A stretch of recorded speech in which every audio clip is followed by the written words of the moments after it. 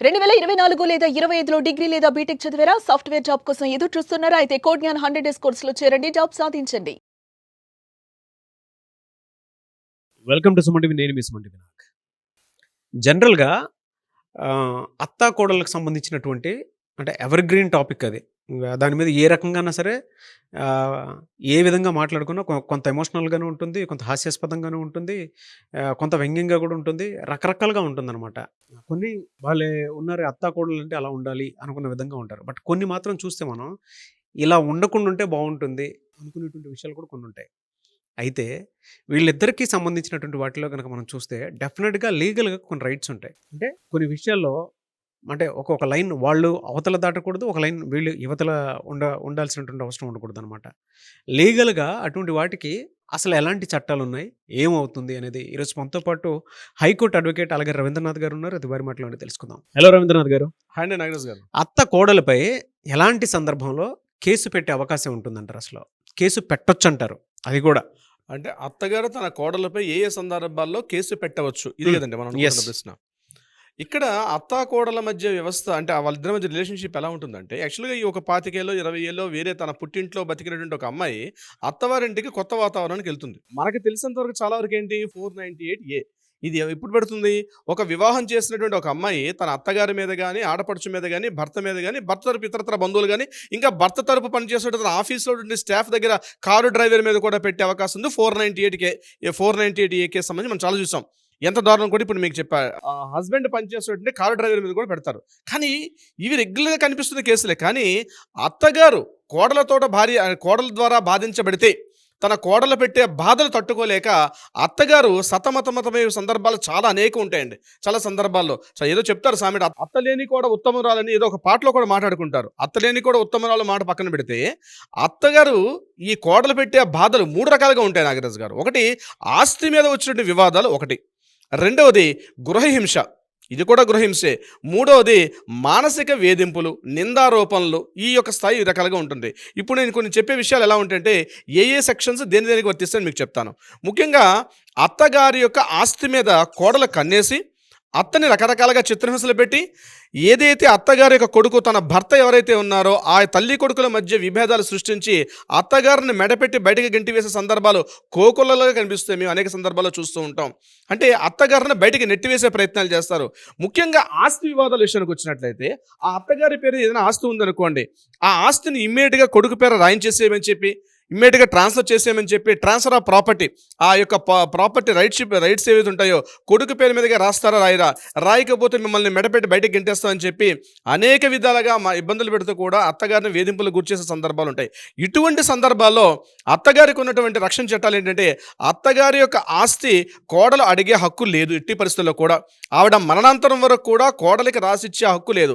అంటే తన కొడుకుకి భార్యగా కోడలుగా వచ్చినప్పటికి కూడా అత్తగారి యొక్క ఆస్తి వంశపారంపర్యంగా రావాలి తప్పించి ఆస్తి బదలాయింపు చేయమని చెప్పి కోడలు వేధించడం అనేది ఎట్టి పరిస్థితి సరికాదు. అది నేను చెప్తాను. 506 సెక్షన్ ప్రకారం వేధింపులకు గురి చేసే పరిస్థితి ఉంటుంది. కాబట్టి ఎట్టి పరిస్థితుల్లో కోడలు అత్తగారి యొక్క ఆస్తిని అడిగే హక్కు లేదు.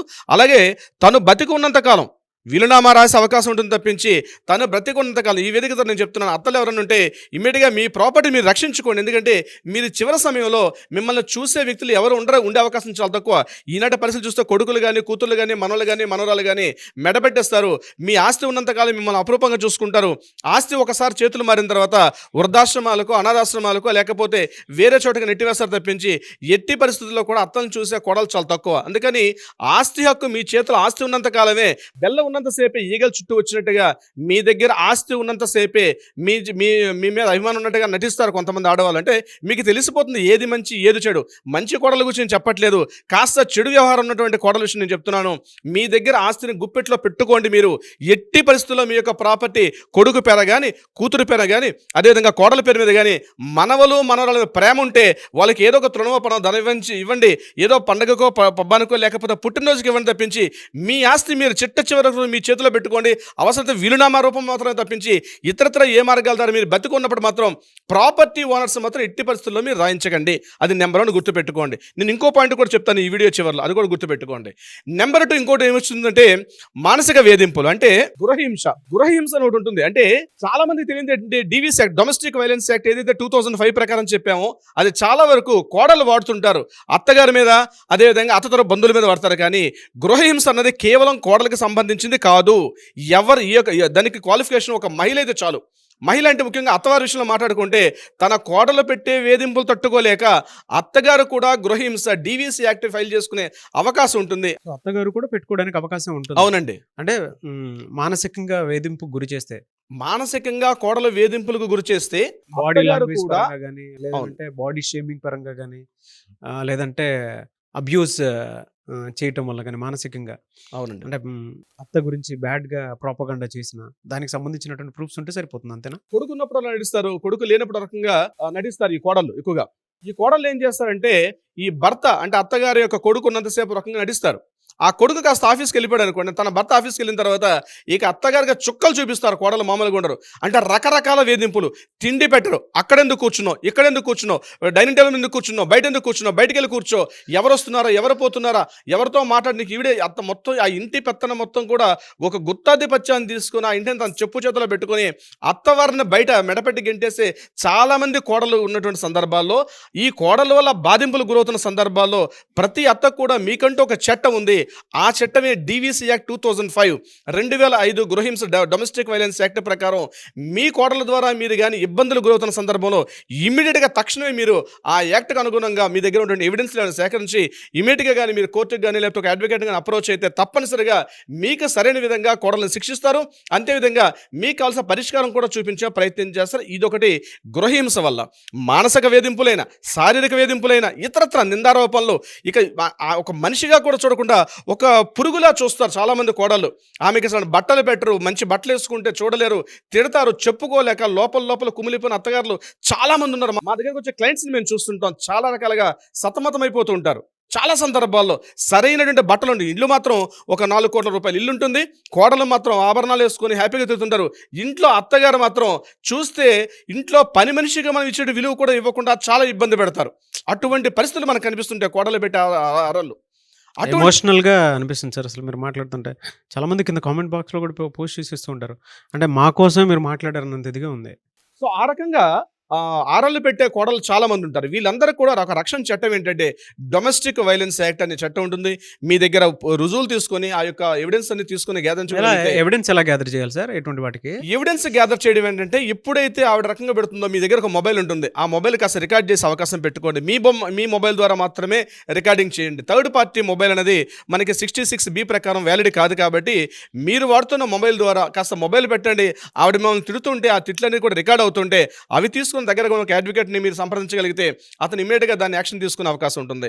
ఇక చిత్రహింసలు కొట్టి అంటే ఫిజికల్ హ్యాండ్లింగ్ చేస్తున్నారు అనుకోండి, అది తీవ్రమైన నేరంగా పరిగణిస్తారు. అది కూడా ఇంక ఇది కాకుండా కాస్త పేరు ప్రఖ్యాతులు కాలనీలో ఊర్లోనే కాస్త పేరుందనుకోండి, ఈ పేరుని డిఫేమ్ చేసే వాళ్ళు ఉంటారు. అటువంటి సందర్భాల్లో డిఫమేషన్ యాక్ట్ వేసుకునే అవకాశం ఉంటుంది. సెక్షన్ 499, 500 ప్రకారం డిఫమేషన్ సూట్ వేసుకునే అవకాశం కూడా ఉంటుంది. అంటే మెడపెట్టి బయటకు కంటేసారని కాదు. అటువంటి సందర్భాల్లో మీకు సీనియర్ సిటిజన్ యాక్ట్ 2007 మీకు రక్షణ చట్టంగా ఉండే అవకాశం ఉంటుంది. అంటే ఒక వృద్ధ తల్లిదండ్రులు, అక్కడ ముఖ్యంగా అత్తగారి విషయం కావచ్చు, లేకపోతే మామగారి విషయం కావచ్చు, ఒకవేళ ఇద్దరు మామగారు ఉండాల్సిన అవసరం లేదు, ఒకవేళ అత్తగారు ఉన్నారు ఇంట్లో, మీరు సీనియర్ సిటిజన్ అయ్యి ఉండి మిమ్మల్ని మెడపెట్టి గంటేసి వృద్ధాశ్రమాల్లో మీరు వెళ్ళిపోండి, మీ ఇక్కడ ఇంట్లో ఉండాల్సిన అవసరం లేదని కానీ మిమ్మల్ని ఇబ్బంది పెడుతుంటే మీరు ఇమీడియట్గా దగ్గరలో ఒక ఆర్డీఓ గారిని సంప్రదించి ఈ రకంగా నా పరిస్థితి అని చెప్పి ఒక రిటర్న్ కంప్లైంట్ ఇవ్వగలిగితే వాళ్ళకు కూడా నోటీస్ ఇష్యూ చేసి మీ యొక్క పరిష్కారం, అంటే మీకు ఏ సమస్య ఉందో ఆ సమస్యని పరిష్కారం అయ్యే దిశగా కూడా ముందు ఒక కౌన్సిలింగ్ చేసే ప్రయత్నం చేస్తారు.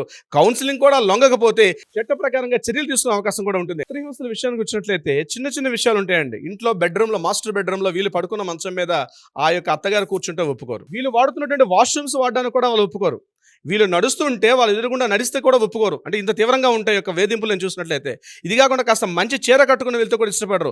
ఒకవేళ ఇంటికి ఎవరైనా చుట్టాలో, బంధువులో, మిత్రులు ఎవరు వచ్చినట్లయితే ఎవరైనా పరిచయం చేయడానికి ఇంట్లో పని మనిషిగా పరిచయం చేసినటువంటి వ్యక్తులు కూడా, కోడలను కూడా నేను చూసిన సందర్భాలు ఉన్నాయి. అంటే అత్యంత హీనాతిహీనంగా, అత్యంత నీచంగా, ఇంత దారుణంగా ప్రవర్తిస్తారో కోడలు అంటే ఆ రకంగానే ప్రవర్తిస్తారు. ఆ రకంగా ఉన్నటువంటి బాధలు పడుతుండే అత్తలు ఎవరన్నా ఇమీడియట్గా మీకు చట్టాలు ఉన్నాయి, మీకు రక్షణాత్మకంగా మీకు వ్యవస్థలు పనిచేస్తున్నాయి కాబట్టి వాటిని మీరు ఆశ్రయించితే తప్పనిసరిగా మీకు ఒక రిలీఫ్ దొరికే అవకాశం ఉంటుంది. ఇక ఆస్తి ప్రకారంగా చూసినట్లయితే, డబ్బుల విషయం చూసినట్లయితే వాళ్ళకి మందులు మెడిసిన్స్ కూడా ఇవ్వరు నాగరాజు గారు. పెద్ద వయసు వారు ఉంటారు, మెడిసిన్స్ ఇవ్వరు. ఇంత మెడిసిన్స్ అవసరం అని చెప్పి లో క్వాలిటీ మెడిసిన్స్ తెప్పిస్తారు. ఒకవేళ టెస్టులు కానీ డయాగ్నోస్టిక్స్ కానీ వెళ్ళాలనుకుంటే వాటికి కూడా మందులు, ఆ డయాగ్నోస్టిక్ కూడా ఏదో నామాత్రంగా చూస్తారు. ఇవన్నీ తెలిసి కూడా కొడుకు కోడలకు మాత్రం, తన భార్యకు మాత్రం సపోర్ట్ చేస్తాడు. తల్లి అన్ని రకాలుగా బాధలు పడుతుంటే చూసి చూడనట్టుగా వెళ్ళిపోయిన ప్రబుద్ధులు కూడా చాలా మంది కొడుకులు ఉన్నారు నాగరాజు గారు. ఎలా సార్ అంటే ఇటువంటి సిచ్యువేషన్స్ ఉన్నప్పుడు ప్రతి ఒక్కరు కూడా రిలేట్ చేసుకొని మీరు చెప్తుంటే ఏడ్ చేసుకుంటారు కూడా, ఇది మా పరిస్థితే మేము అనుభవించేది అని చెప్పి అది తెలుస్తుంది. మీరు మాట్లాడేటప్పుడే తెలుస్తుంది. అంటే మనం అవునండి. జనరల్గా వీడియోస్లోనే చూస్తూ ఉంటాం, బెడ్రూమ్లో పడేసి కుడుతుంటారు కొంతమంది కోడళ్ళు. అంటే కొడుకు కూడా దానికి తగ్గట్టే సపోర్ట్ చేస్తూ ఉంటారు. అలాంటివి ఉంటాయి. ఆ ప్రాసెస్లో వీడియో చూసేటువంటి వాళ్ళు మిమ్మల్ని అప్రోచ్ అవ్వాలి అనుకుంటే, అపాయింట్మెంట్ తీసుకోవాలనుకుంటే, ఎవిడెన్సెస్ సేకరించిన తర్వాత ఎలా అండి మిమ్మల్ని అప్రోచ్ అవ్వాలంటే ప్రాసెస్? ఇమ్మీడియట్గా నాగరాజు గారు, ఇటువంటి పరిస్థితుల్లో మీకు కానీ ఎదుర్కొంటున్నారు, ఒక అత్తగారి స్థానంలో మీరుంటూ ఆ ఇంటికి ఉండాల్సినటువంటి హోదా మీలో తగ్గింది, మీరు అనేకంగా మానసికంగా శారీరకంగా ఇబ్బందులు పడే పరిస్థితులు ఉంటే తక్షణమే చేతిలో ఫోన్ తీసుకోండి. ఇమ్మీడియట్గా ఉన్న కింద స్క్రోల్ అవుతున్న నెంబర్ని కాంటాక్ట్ చేయండి. లీగల్ టీం అప్రోచ్ అవుతారు, మీకు కావాల్సిన సలహా సంప్రదం అందజేస్తారు. అది కాకుండా న్యాయపరంగా పరిష్కారం కావాలంటే కూడా ఆ దిశగా కూడా ప్రయత్నం చేస్తారు నాగరాజు గారు.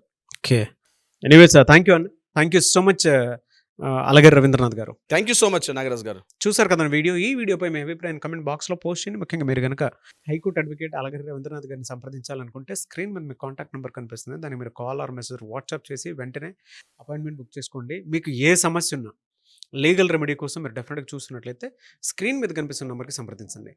ఈ వీడియో లైక్ చేయండి, షేర్ మాత్రం తప్పకుండా చేయండి. ఇలాంటి మరిన్ని వీడియోస్ కోసం మా ఛానల్ ఫాలో అవ్వండి. Thank you. సుమన్ టీవీలో మీ పర్సనల్ అండ్ బిజినెస్ ప్రమోషన్స్ కోసం కింది నెంబర్కి కాంటాక్ట్ చేయండి.